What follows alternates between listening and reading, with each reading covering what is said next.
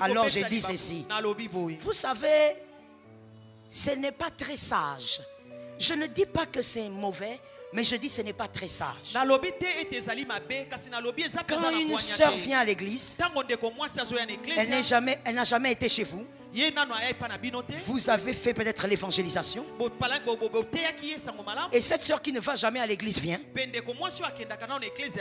Et quand elle vient, il y a un groupe de mamans qui ne manquent jamais dans les églises. Je ne sais pas si elles sont ici aussi. Elles ne manquent pas. C'est comme si on les dépose dans toutes les églises. Ah, je suis pasteur, je sais. Elles sont partout. Elles ont les pannes.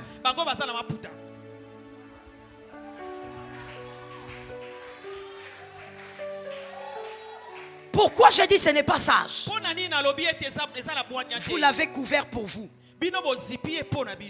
Vous ne l'avez pas fait pour elle. Or la transformation c'est pour elle. Parce que c'est par ça qu'elle ira au ciel. Vous l'avez fait pour vous. Vous ne voulez pas être choqué, dérangé. Les femmes mariées sont là. Les femmes mariées sont là. Donnez-moi les amens. Femme mariée, tu as fait ça pour que ton mari ne voie pas les cuisses. Mais tu sais quand elle sortira du culte, elle ne saura pas pourquoi il faut s'habiller décemment. Voilà pourquoi la Bible dit: laissez croître le livret et le blé. Laissez. Lorsque quelqu'un vient comme ça à l'église, que la parole de Dieu la pousse à s'élever, à aller chez elle et à changer sa garde-robe. Que ce soit la parole de Dieu qui la change, pas toi. Ton pagne là que tu donnes à l'église ne change pas quelqu'un. Nous ne sommes pas ici pour couvrir, nous sommes ici pour amener à la transformation. Dans l'église du Seigneur, nous avons besoin des femmes qui laissent venir à Dieu toutes sortes de personnes, que le Saint-Esprit les transforme.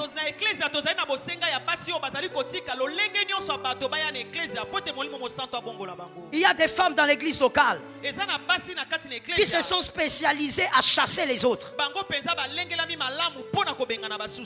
Elles sont devenues comme des juges, les procureurs de l'église locale.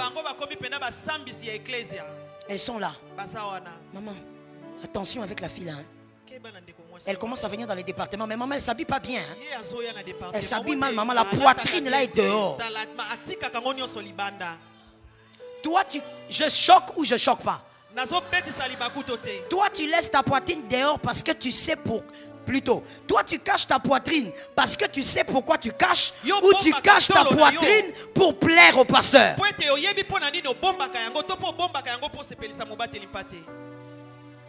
Il y a des filles ici, si on les prend, on les dépose en Australie. Une semaine c'est trop. Elle va se promener sans habit. Sans habit. Même pas une mini-jupe, non.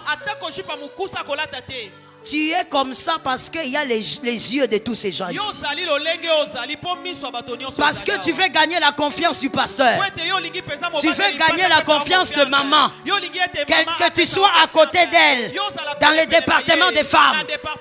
Est-ce que tu t'habilles bien parce que Dieu t'a changé, ou tu t'habilles bien à cause des hommes? J'ai aimé ton amen. Oh maman, elle laisse tous les pieds dehors. Elle ne laisse pas tous les pieds dehors. Elle a 1m80. La robe qu'elle porte là, c'est ta taille à toi tu as 1m60. Donc quand elle porte là, ça arrive un peu au genou. Vous n'avez pas la même taille.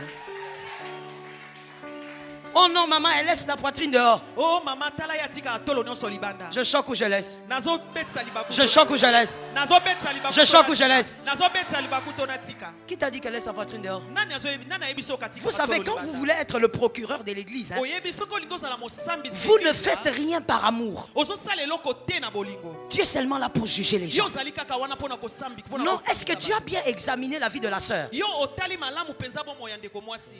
Peut-être que ce n'est pas sa volonté de laisser la poitrine dehors. Mais c'est le seul soutien qu'elle a. Elle lave, elle porte. Mais ce n'est pas sa taille. Ah mais oui. Quand ce n'est pas la taille, tu auras l'impression que ça va sortir.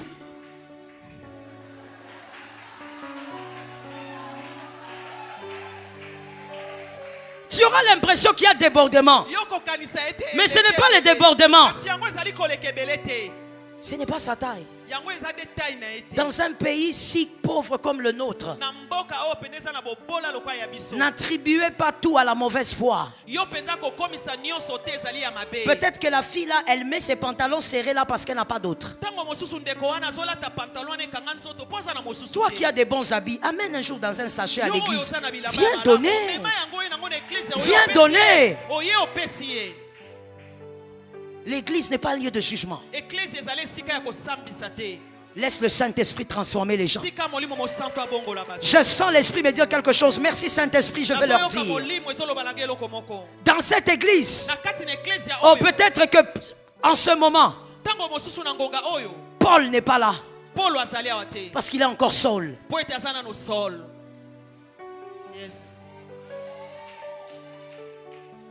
Les lecteurs de la Bible ont entendu. Paul ne se met pas sur la chaise à l'église. Parce qu'il est d'abord Saul. Il est dans le monde. Il fait là-bas du mal. Le jour où Jésus le rencontre, il ne se mettra pas sur la chaise comme toi. Il aura la flamme de l'évangile. Il va aller gagner les âmes partout. Alors ne sois pas pressé à juger les gens. Il y a des très bonnes personnes que Dieu va utiliser. Mais en ce moment, ils sont encore ce sont des prostituées. Dieu va les attirer et Dieu va les changer. Toi, tout ce qu'on te demande.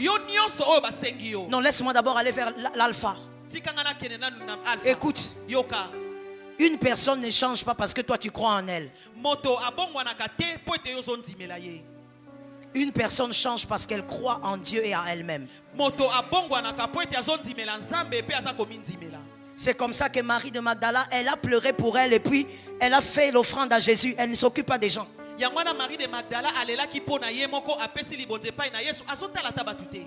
Mon frère, toi, tout ce qu'on te demande, c'est l'amour fraternel, la compassion pour les perdus. Mais ne sois pas là en train de juger. Laisse ces femmes venir, on ne sait jamais. Est-ce que quelqu'un m'a entendu? Est-ce que quelqu'un m'a capté? Laisse-moi chuter pour dire. L'église a besoin de cette femme qui était une prostituée, mais qui est capable d'aller à la tombe et de dire où est le corps. Mais Marie, tu cherches qui? Tu cherches le corps ou tu cherches Jésus vivant? Non, Marie veut donner lui-même le corps. Ces femmes-là, dans les moments obscurs de leur vie, les moments difficiles de l'église, elles savent prier et jeûner. Elles savent se consacrer pour que Dieu exauce. Ce ne sont pas des femmes qui sont en train de critiquer tout ce qu'on fait à l'église.